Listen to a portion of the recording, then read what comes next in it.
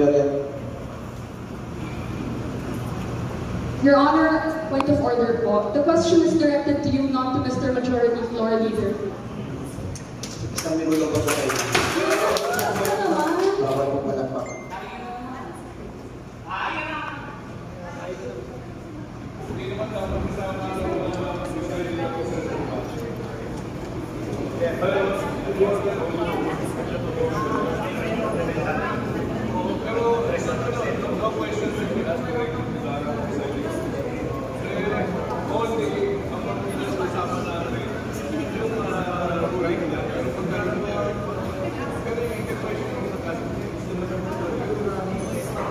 Pinagpapatuloy muli ang punong pagkukulang. Punong Mayorya. Bilang tagapangulo, ako lang po ay tumayo po si Kagalang-Galang Ibay para po sa kanyang pribileyo bilang isang konsehala at di ko po alam kung siya po willing to interpolate. Pero as in that case, Your Honor, ako po ay gagawa na lang po ng counter manifestation po sa kanyang binanggit. Your Honor, una-una, karapatan po ng City Council na amyendahan po ang sarili po nating internal rules. Ito po ay karapatan po ng konsero sa buong mundo, di lang po dito sa Pilipinas, na ito po rules natin.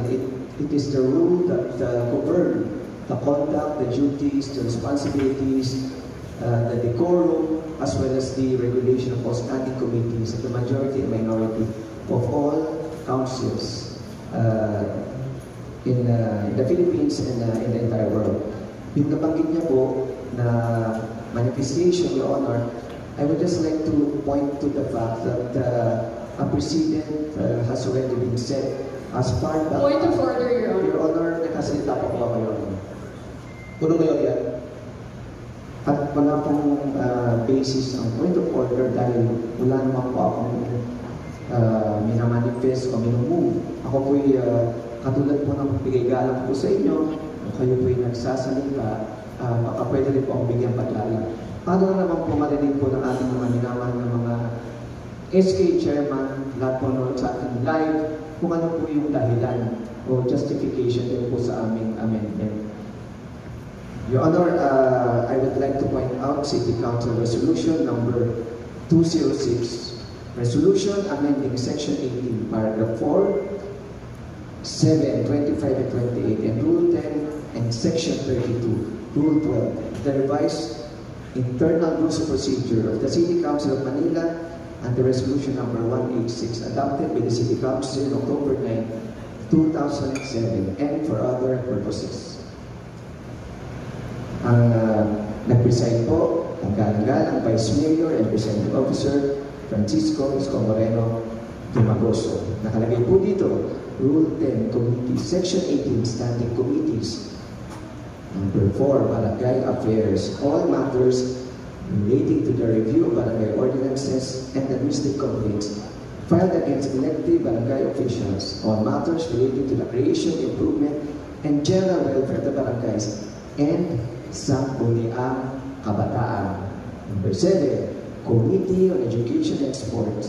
All matters relating to universities, colleges, and public schools in the City of Manila, libraries, non-formal and community adult education, implementation of the provisions of the Constitution regarding free public elementary and secondary education, and sports development.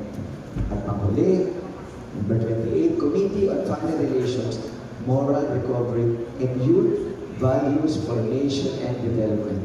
All matters directly and principally relating to population growth and family planning, census, statistics, rights and responsibilities relating to family relations, enhancing the quality of life, and youth development and promotion of their moral, physical, intellectual, and social well-being. So as far back as 2010, under City Council Resolution number 2006, presided by our beloved Honorable former Vice Mayor and Mayor, Honorable Francisco Isko Moreno Tumagoso, inamend po natin ang internal rules at hinati po natin ang Committee on Youth, Sports Development at Moral Formation at rinilisigod po natin dun po sa aking mga nabanggit na committee. Ito po, sinet po natin 2010, kung saan po konsehal si, hello Ana,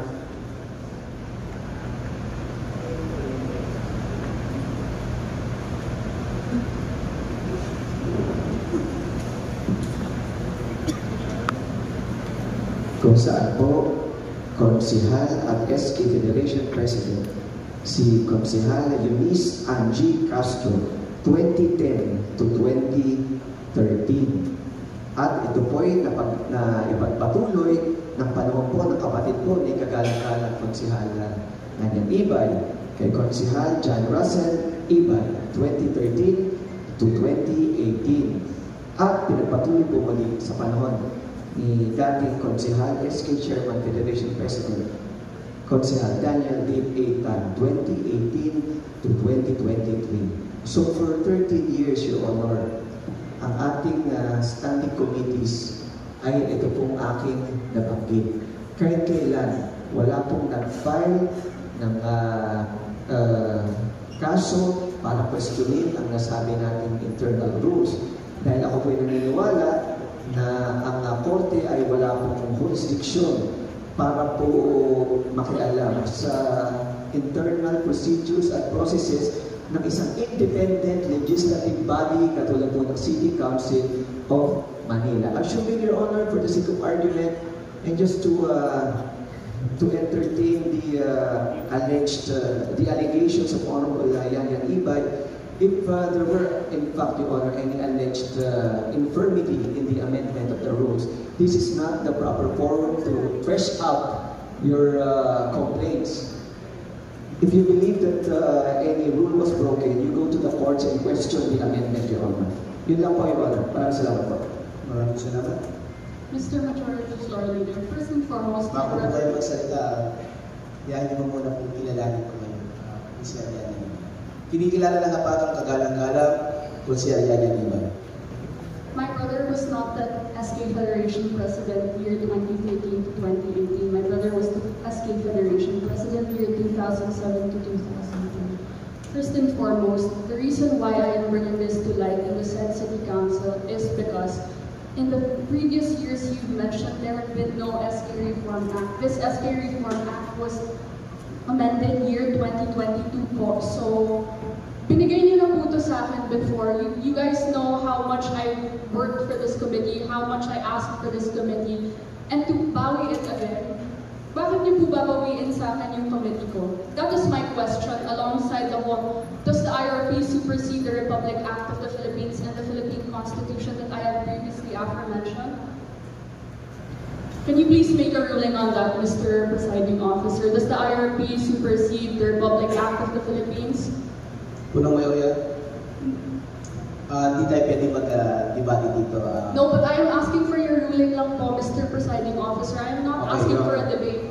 I am not asking for a debate, Mr. Presiding Officer. I would just like you to rule. And Mr. Secretary, Pero please hindi po put pwede this on tanongin po. record.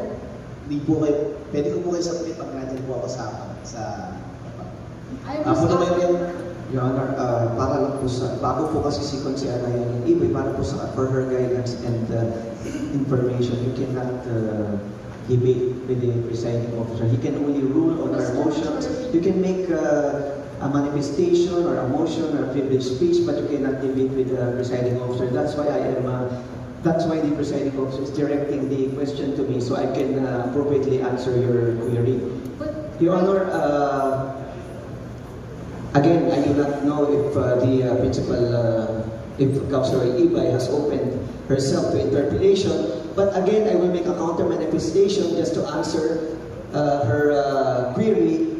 Your Honor, ang local government code po RA 7160 at yung mga nabanggit niya pong batas, nag-a-apply lang po pag yung committee ay existing sa City Council. So, kung hindi po natin inamendahan yung ating internal rules at existing po yung Committee on Youth and Sports Development and Sangguniang Kabataan, she has all the legal rights and privileges to assume that committee. Kaya, nagkataon po, Your Honor, wala na po yung committee na sa internal rules. So, ano po yung committee na kanyang i-assume? Katulad po na akin nabanggit, karapatan po ng City Council amyendahan ang sarili po nating internal rules of procedure. So wala pong conflict dun po sa kanyang tinatanong na legal query with respect to the hierarchy of the laws because it is irrelevant to the topic at hand, Your Honor, considering that the amendment was validly passed by the City Council. Councilor Yana Nibay. Mr. Majority Floor Leader, you guys may have amended the IRP to separate the youth welfare and sports development, but I believe that it is still there under the care of Councilor Science Reyes and Councilor Tafogoso. So by dividing the committees on youth welfare and sports development, does that mean I have access to both committees? Will I be the chairperson of both committees if hiniwalay nyo eh? It says here sa section 22 na sa akin po yung youth welfare and sports development, eh hiniwalay nyo po. Does that mean po na sa akin po pareho yung committee na yun? As mandated by Republic Act po, 11768. Unang mayorya. Your Honor, yung sinasabi na pong mandated by that specific law ay isang po yung committee. Pag hinati-hati na po yung committee, nire-distribute sa ibang committee kung saan meron na pong chairman, ay hindi po possible na siya po ay maging co-chairman din po sa nasabing committee. It is an absurd interpretation of the amendment that the City Council has passed and has implemented since 2010 under City Council Resolution number 206. Your Honor. Your Honor, napakahaba na po ng usapan nito na I think napaliwanag na po mabuti, nabigyan po lahat sila pagkakataon para sabihin po ang kanilang punto at nasagot ko na rin po. Ginong Tagapangulo, minumungkahi ko po na aprobahan Your Honor, ang parliamentary inquiry draft resolution. may I be allowed to out of order. 1 minute recess, take care.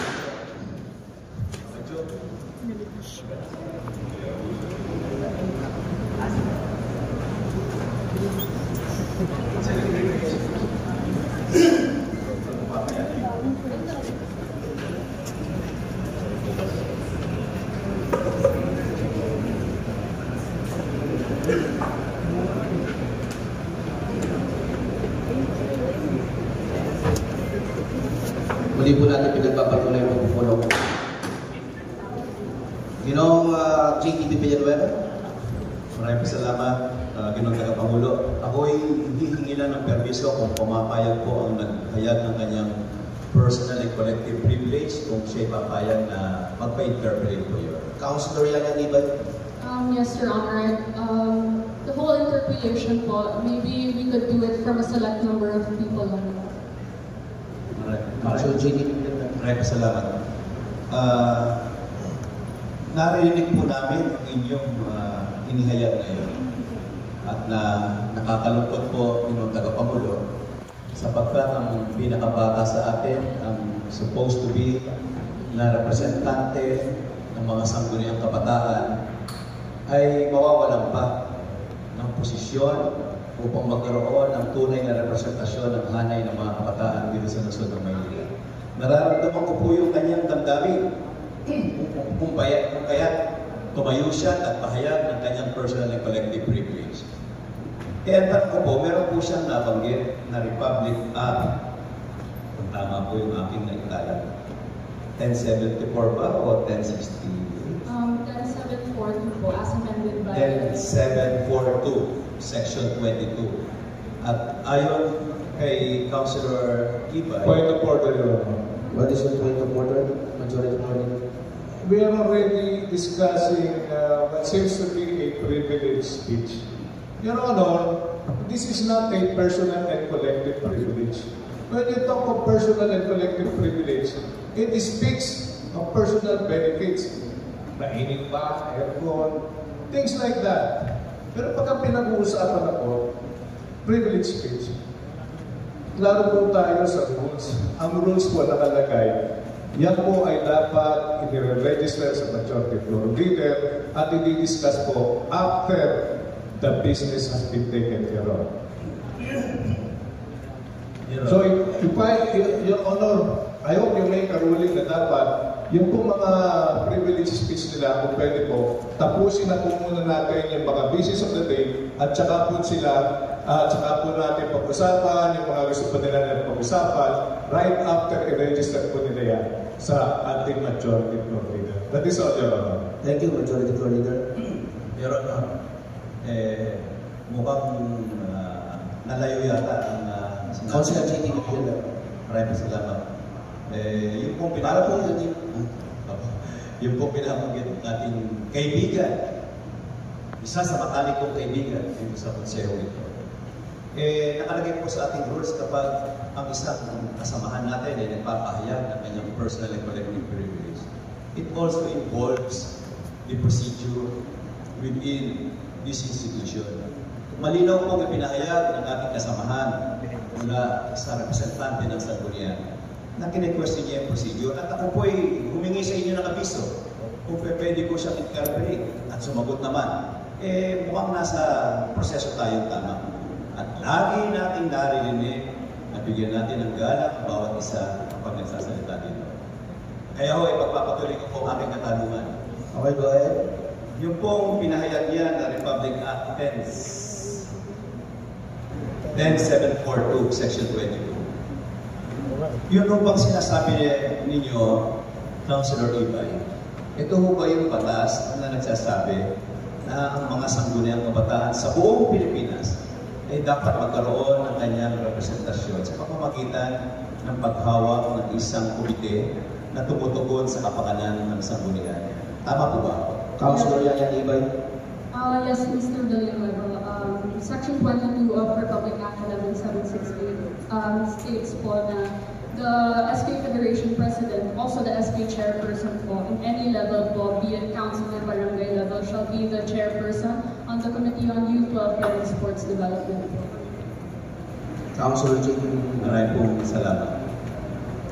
Ang ibig sabihin, kapag nagkaroon ng batas dito sa Pilipinas at sinasabing kailangan mandatory na lahat ng munisipalidad, lahat ng lungsod ay dapat sumunod dito sa batas na ito sapagkat ang effectivity nito sa buong Pilipinas. Tama po ba ang aking interpretasyon dito? Yes po. Councilor Yaya Ibay. Yes po. Pero bago nyo pagpatuloy ang inyong pag-debate, isang minutong pagpapahinga.